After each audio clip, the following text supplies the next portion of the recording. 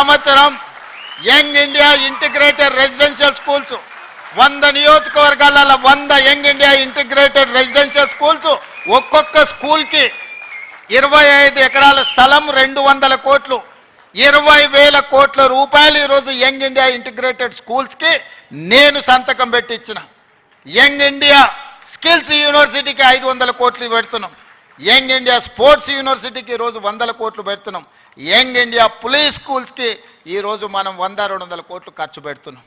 నేను అడుగుతున్న మిత్రులారా, ఈ ఉస్మానియా యూనివర్సిటీకి ఏమి ఇచ్చినా తక్కువే, ఎంత ఇచ్చినా తక్కువే. ఇది చరిత్ర కాలగర్భంలో కలవద్దు. ఇది చరిత్రకు ఎప్పుడు నిటారుగా నిలబడ్డ సజీవ సాక్షిగా ఉండాలి ఉస్మానియా యూనివర్సిటీ.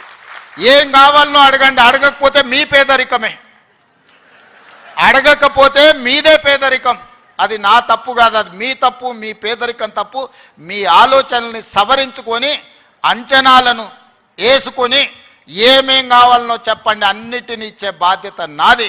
దీన్ని ఒక అద్భుతమైన యూనివర్సిటీగా, ఈ యూనివర్సిటీ లేకపోతే తెలంగాణకు చరిత్రనే లేదు. తెలంగాణ చరిత్రను నిక్షిప్తం చేసే యూనివర్సిటీ ఉస్మానియా యూనివర్సిటీ. తెలంగాణ పదానికే ప్రత్యామ్నాయం ఉస్మానియా యూనివర్సిటీ.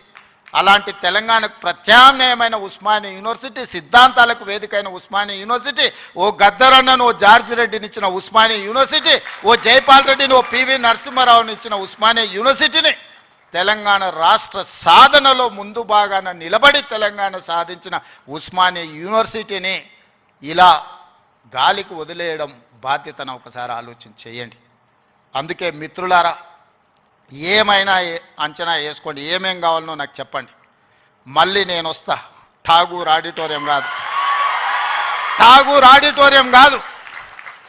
మా వీసీ గారికి, మా పోలీస్ సిబ్బందికి చెప్తున్నా, ఆ ఎల్ల నేను వచ్చిన రోజు క్యాంపస్ లోపల ఒక్క పోలీసు కూడా పెట్టకండి. ఏ విద్యార్థులు ఏ నిరసన అయినా తెలపనియండి, నిరసన తెలిపే స్వేచ్ఛ కూడా వాళ్ళకి ఇద్దాం. ఆర్ట్స్ కాలేజ్ ముందు మీటింగ్ పెడతా, మీకు కావలసిన 100 కోట్ల నిధులు ఇస్తా. మళ్ళీ మీటింగ్ ఆర్ట్స్ కాలేజ్ దగ్గరనే, అక్కడ ఇక్కడ కాదు.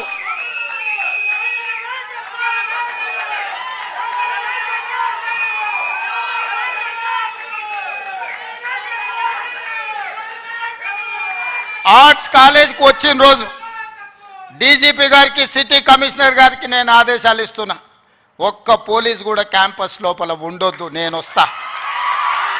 ఎవరు వీళ్ళు? మా తమ్ముళ్ళు, మా చెల్లెళ్ళు తండాలలో, గూడాలలో, మారుమూల పల్లెల్లో పేదరికం రుచి చూసి అభివృద్ధి జరగాలి, డాక్టర్లు, లాయర్లు, ఇంజనీర్లు కావాలి, ఐఏఎస్లు, ఐపీఎస్లు, ఐఎఫ్ఎస్లు అయి ఈ దేశ నిర్మాణంలో భాగస్వాములు కావాలని ఇక్కడికి వచ్చిన వాళ్ళను ఆనాడు ఉన్నాయన గొర్రెలు, బర్రెలు, చేపలు పెంచుకోండి అంటే ఈరోజు డాక్టర్లు, లాయర్లు, ఇంజనీర్లు కాండి, ఐఏఎస్లు, ఐపీఎస్లు కాండి అని నేనంటున్నా. నేను రావద్దా? ఎందుకు రావద్దు? గొర్రెలు, బర్రెలు, చేపలు పెంచుకున్నటువంటి నేను రావద్దని కోరుకుండొచ్చు, కానీ డాక్టర్లు, లాయర్లు, ఇంజనీర్లు, ఐఏఎస్లు, ఐపీఎస్లు అయ్యే విద్యార్థులకు నేను రావద్దని నన్ను అడ్డుకోవాలన్న ఆలోచన ఎందుకు ఉంటుంది? ఒకవేళ అడ్డుకుంటే వాళ్ళు వేసే యక్ష ప్రశ్నలకు సమాధానం చెప్పే చిత్తశుద్ధి నాకుంది. తెలివి ఉందా లేదా పక్కన పెడితే నాకు చిత్తశుద్ధి ఉంది. నా చిత్తశుద్ధిని ఎవరు ప్రశ్నించలేరు, ఎవరు శంకించలేరు.